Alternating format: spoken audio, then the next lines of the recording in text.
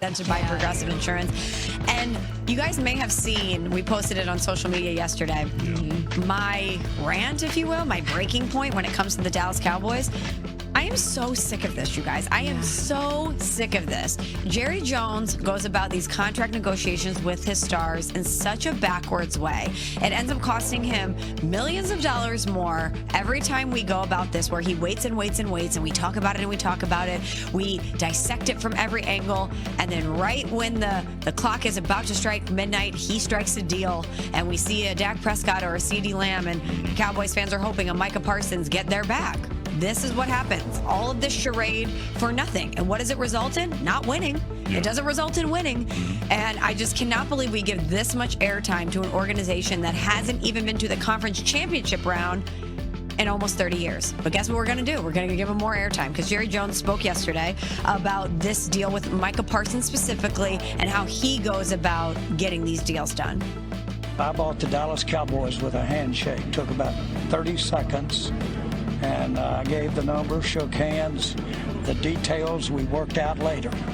As a matter of fact, one of the details involved a lot of money, and we had to flip a coin over that. But the fundamental, I'm buying, and you're going to sell it to me for that range, that's done. And those are done with eye contact and handshake. Just so you understand why the way that I communicate with people that I negotiate with. So there is no question that in the case of a player contract, you have to have it in writing. All parties do. We have a contract in writing, yet we're still talking about renegotiating it. So much for that. Okay, a lot to unpack here. So part of the issue when it comes to Micah Parsons and Jerry Jones and these contract negotiations is that Jerry and Stephen Jones, that brass, met with Micah Parsons, and they thought that they had the construct of a deal done. And then Micah Parsons obviously wants to rope in his agent, David Mulligetta. Things go from there. Jerry Jones does not like how things approach. They do not have a deal.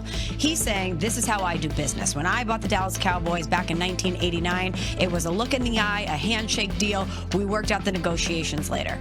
And guys, I cannot understand why he would be hearkening back to 1989 and the way that he did business and apply it to 2025 and today's modern business model and today's modern athlete. In 1989, after you did that handshake deal, did you go put on your Walkman? Like, we didn't even have CD players. And listen to, you know, some Tears for Fears or something? Or like, computers. I don't even know what we're doing. Well, number one, leave Tears for Fears out of this. Right. Don't drag them. Great leave them out Tears of this. For Fears. Yeah. But my whole point is, a player of the caliber of Micah Parsons is going to have representation. He has someone in his employ that he pays to handle this because it's such a big deal and his livelihood is on the line.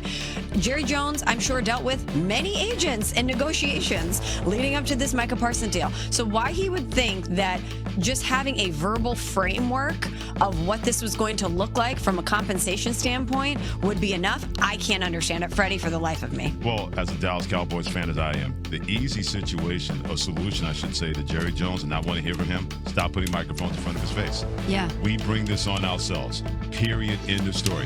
Whether it's locally in Dallas or nationally with ESPN and other networks, because Jerry Jones is going to be good copy. Jerry Jones is going to be good fodder.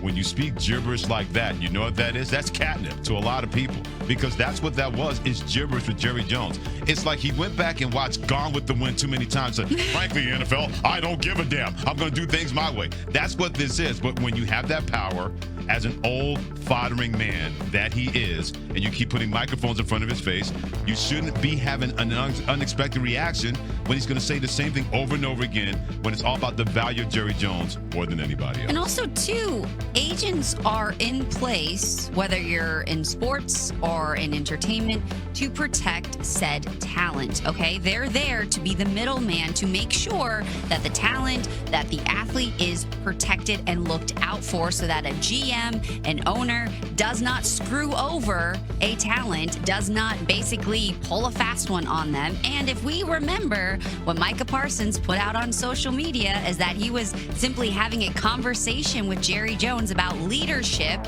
to which Jerry spun it around about some type of contract renegotiation, to which Micah was like, I would really like to have my agent present for this. I'd really like to have my representation. I'll bring my representation in about this, to which crickets happened. So Jerry Jones is trying to spin a whole conversation about this. It's now just these like Jedi mind tricks over here that are not okay. And it's this whole like, it feels like it's like the definition of insanity over here. It's over and over and over again. We've seen this again. We saw it with CeeDee Lamb. We saw it with Dak Prescott. It came down to literally the first game he was walking into the stadium. Oh, a deal's been done. Whoop-de-doo. Look how well that worked out. Now it's just disrespectful, because at the end of the day, players have agents that look out for them. Now, agents have gotten bad raps, I get it. But agents at the end of the day are looking out for players because, look, a football player is not, or any professional athlete does not play for the rest of their life. They have to set themselves up for life, to take care of their families, to take care of their health, set them up so that when they're done playing, they can go live a life. So the fact of the matter that Jerry was trying to go around the agent is disrespectful. It's a breach of contract, and it's just unprofessional. So it just shows you the shady, snaky situation that's going on. But it's also just disrespectful to a player who's been more than respectful and done more than what he's done more than prove himself that he deserves that respect. Well, Jerry Jones said there's a contract being signed. I haven't heard that from Micah Parsons. No, not at all. I've yet to hear that Micah Parsons' representative said, yeah, there's a contract signed. We got to work out details. They've heard nothing. They've heard nothing. Zero. Okay, we're up against it quickly. Will Micah Parsons be playing September 4th, season opener, Philadelphia Eagles? Freddie, yes or no? No. Victoria, yes or no? I say he'll be there. I think he's going to sign this contract. I think he's going to be a member of the Dallas Cowboys, and we will have wasted all of He has 34 points that Sunday, the Chiefs' largest deficit in any game Patrick Mahomes has started on. But Travis Kelce has already moved on. Trying to win Super Bowls, man. It's the only way you get there, and I think it starts in the off season, and kind of when you get out here to St. Joe and you get in a training camp, man, it really signifies like coming together, the chemistry, the culture that you need to have to keep getting better every single day, every single week throughout the year, and hopefully playing your best football by December, January, and February. Nah, man, I've thrown that thing in the trash. I moved on.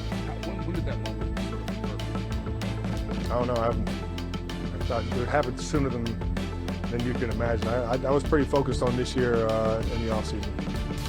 Taking out the trash right away, and only 3 teams in NFL history have won the big game after losing the year before. They're the Cowboys, achieving their first victory in Super Bowl VI. They beat the Dolphins, who would then go undefeated the following season in 1972, and most recently, the 2018 Patriots. Now the Chiefs have the 4th shortest odds to win it all at ESPN Bet Sportsbook. At Steelers camp, the oldest player in the league, Aaron Rodgers, going through his paces as the team approaches its first preseason game Saturday against the Jags. Now, Rodgers hasn't played in many preseason games recently, but Pittsburgh a little thin at quarterback after the rookie Will Howard injured his throwing hand. Rodgers was asked about possibly playing on Saturday. I don't think it's in the plan for me to play this week, but whatever Mike wants to do, I'm fully on board. If he wants me to go out there and play, I'll play. If not, then I won't. I've said a lot, with all due respect, then I can say whatever I want. Preseason football is not necessarily real football because the defenses just don't do a whole lot, and the offenses don't either. So you go out there with a very limited playbook against a defense that's playing one high zone, one high man, or 2 high zone. Let's take it to Patriots camp now, where the post-Bill Belichick era is entering its 2nd season with its 2nd head coach since his departure. And while Belichick always brought a seriousness and intensity to every session, head coach Mike Vrabel took that to the next level, to the physical level, where he joined in on the scrum and was reminded that football is still indeed a contact sport. Fortunately, Vrabel is doing great, and his players admire the all-in attitude from coach. That's what we're trying to build, I think, and it starts with the coach, starts with the head coach, the intensity, bringing it every day, taking no crap, we're out there on the field. Yeah, I mean, he's right there with us, man. I think that player comes out in him a little bit too. But you got to love a coach that loves to compete, has those competitive juices just like us. He said, hey, you should see the other guy. So, I laughed at that.